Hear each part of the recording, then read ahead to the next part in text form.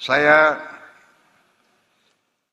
akan berjuang terus bersama semua kekuatan yang mau diajak kerjasama. Yang tidak mau diajak kerjasama, tidak apa-apa. Kalau ada yang mau nonton di pinggir jalan, silahkan jadi penonton yang baik. Tapi kalau sudah tidak mau diajak kerjasama, ya jangan mengganggu. Orang lagi mau kerja kok. Kita mau kerja. Kita mau mengamankan kekayaan bangsa Indonesia.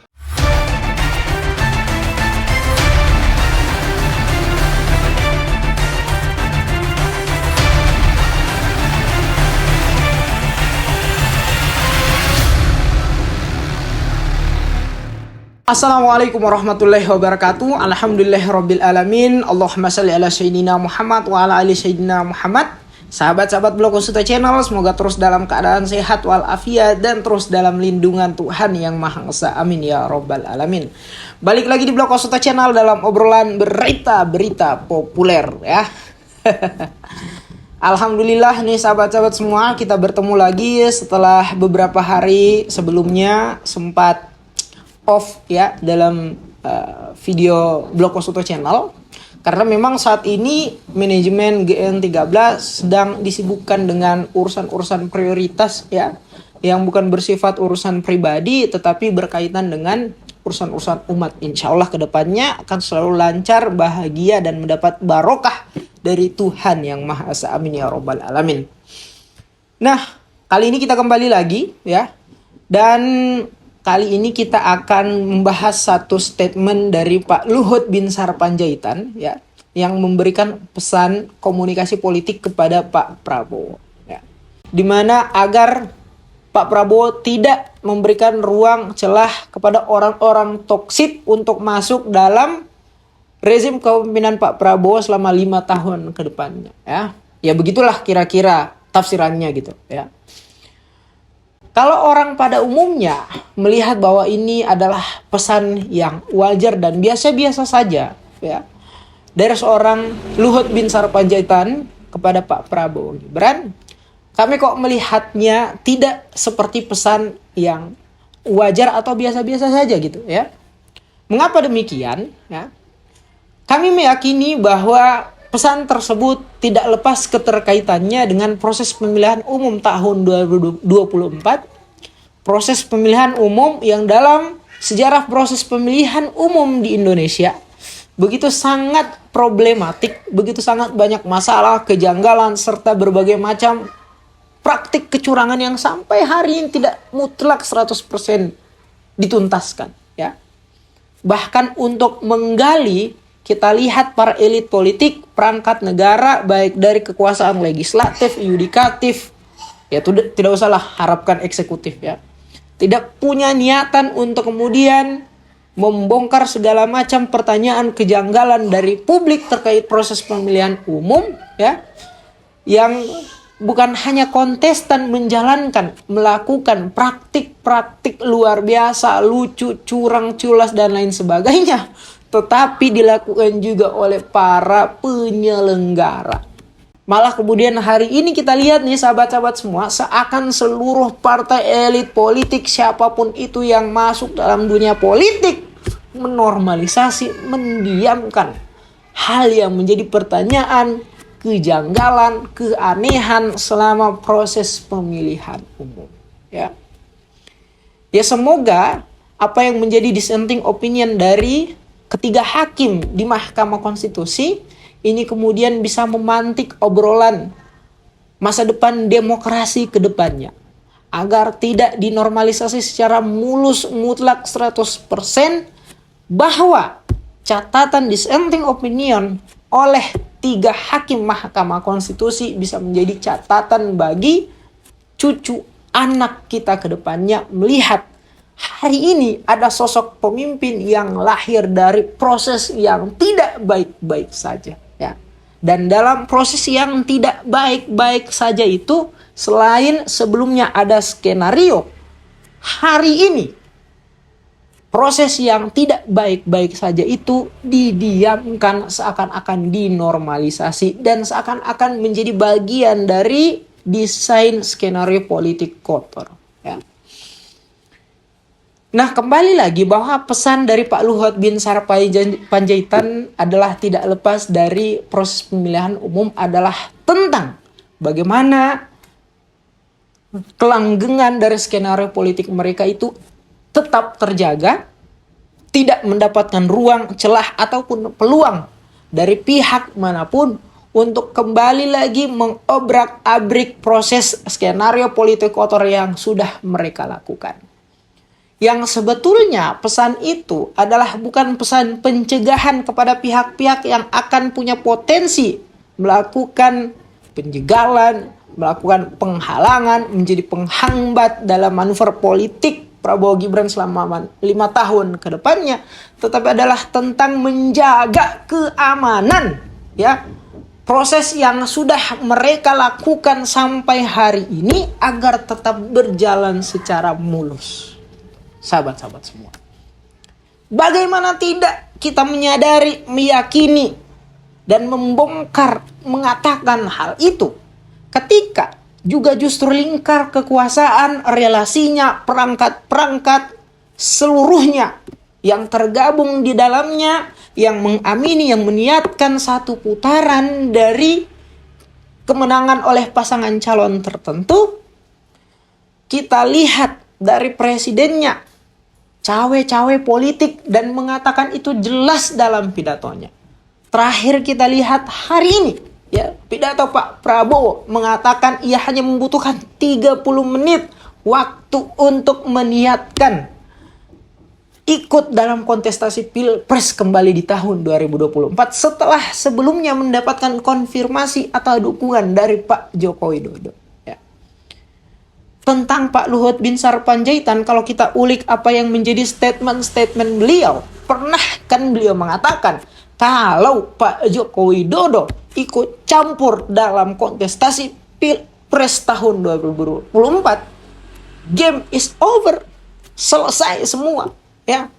Artinya bahwa kontestasi Pilpres berikut juga dengan proses-proses di dalamnya hanya formalitas saja, hanya sebagai ajang seremonial bahwa telah ada program Pilpres dalam bangsa Indonesia.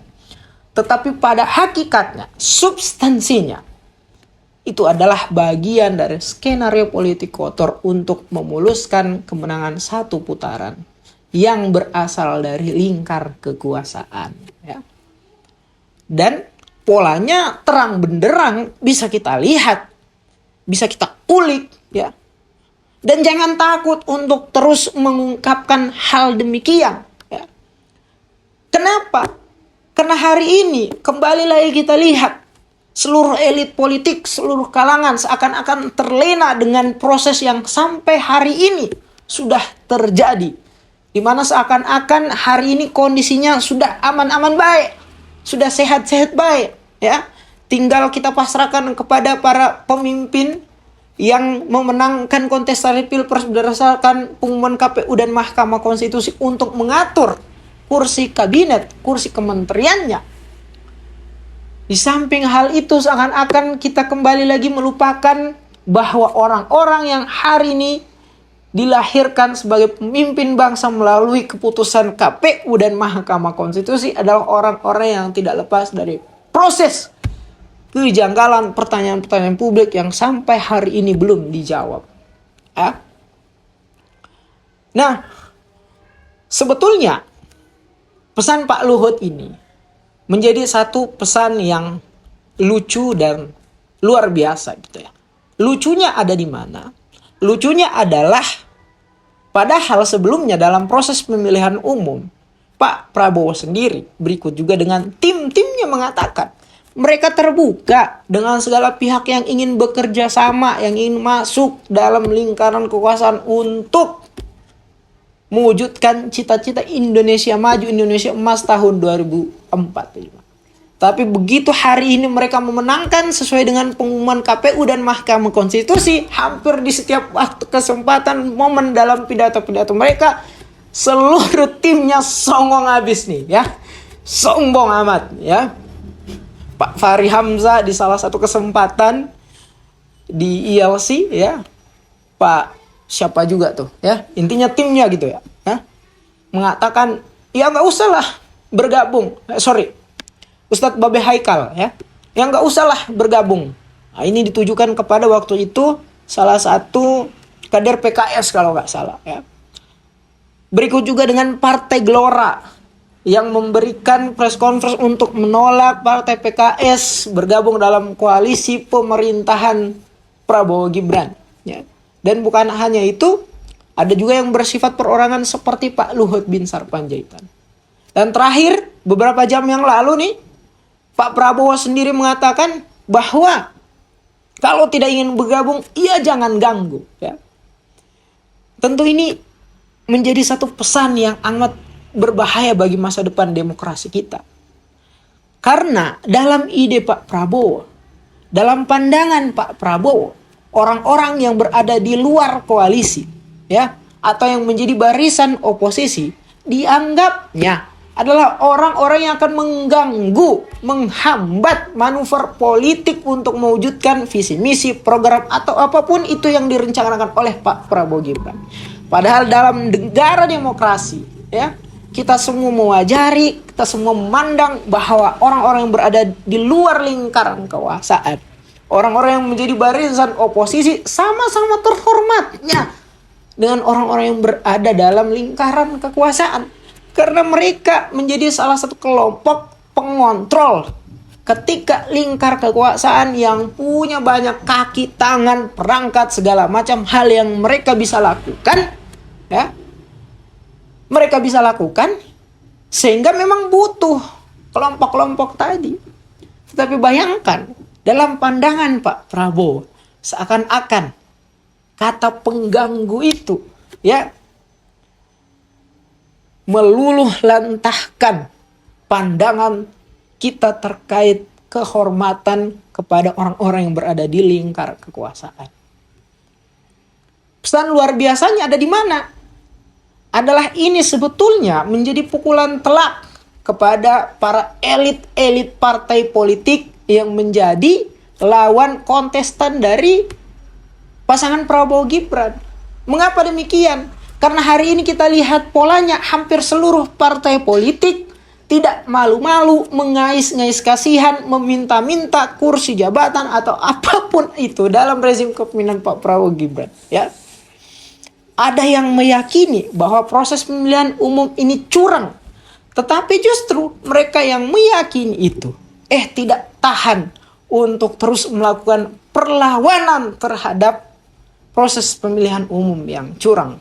Tetapi hari ini sibuk untuk mereka meminta-minta, mengais kasihan kepada pemimpin yang resmi dimenangkan oleh KPU dan Mahkamah Konstitusi, agar mereka juga terlibat dalam jatah-jatah kekuasaan selama 5 tahun ke depan.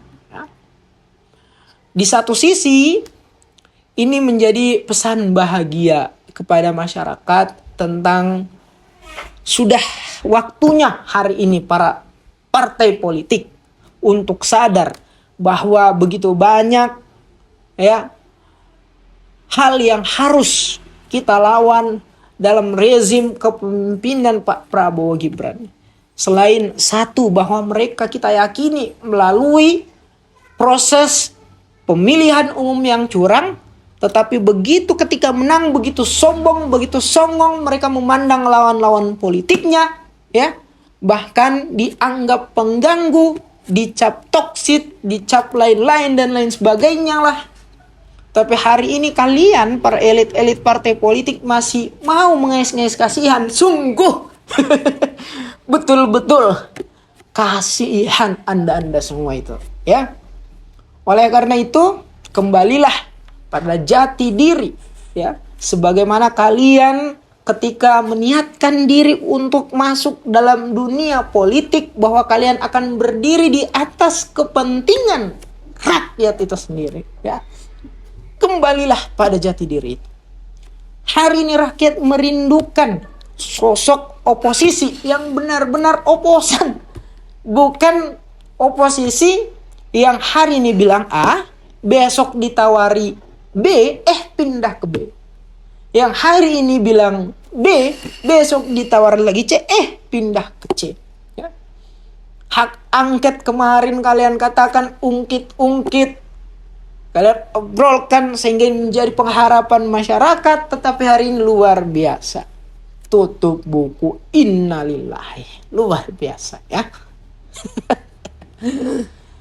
Ya, sekali lagi kami mengatakan bahwa sungguh kasihan Anda semua, para elit-elit partai politik yang masih mengais-ngais kasihan di tengah-tengah justru orang-orang yang hari ini merasa sombong tadi ini akan terus merasa sombong. Kenapa? Karena kalian terus merasa kasihan dan minta dikasihani dengan cara meminta kursi jabatan, materi atau apapun itu yang berkaitan dengan nikmatnya, lezatnya lingkar kekuasaan. Nah, kalau kami demikian, sahabat-sahabat semua, seperti itulah komentar kami ya tentang pesan tersebut. Kalau kalian nih sahabat-sahabat semua, kira-kira seperti apa komentarnya? Billahi taufiq wal hidayah. Wassalamualaikum